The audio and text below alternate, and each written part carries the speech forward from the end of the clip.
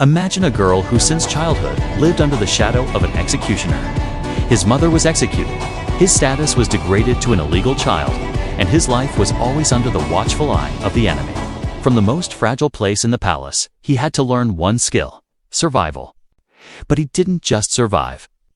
He rose up, rejected all marriage proposals from the kings of Europe, and transformed himself into the most effective political weapon. Who was the woman who turned awe into a throne and fear into a golden era? Elizabeth I, 1533 to 1603, was a master of strategy, born from tragedy.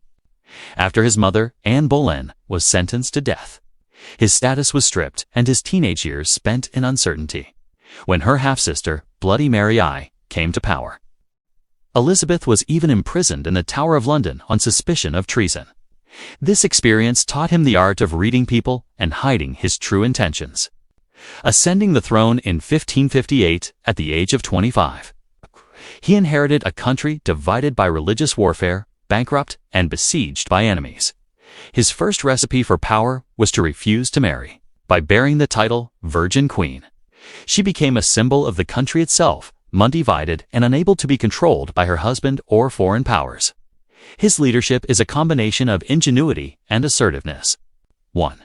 Religious stability. He applied via media middle way with the Act of Supremacy and Uniformity, establishing a Protestant but moderate Church of England to prevent a major rebellion. 2.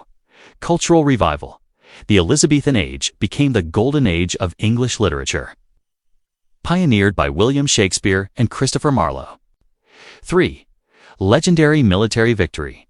In 1588, he faced an invasion of the mighty Spanish Armada, with its strengthened navy and a spirit-generating speech at Tilbury.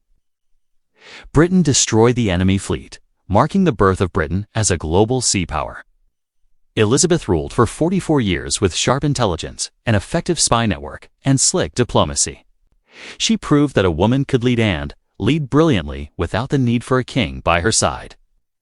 He died childless in 1603, ending the Tudor dynasty. However, his legacy is enduring.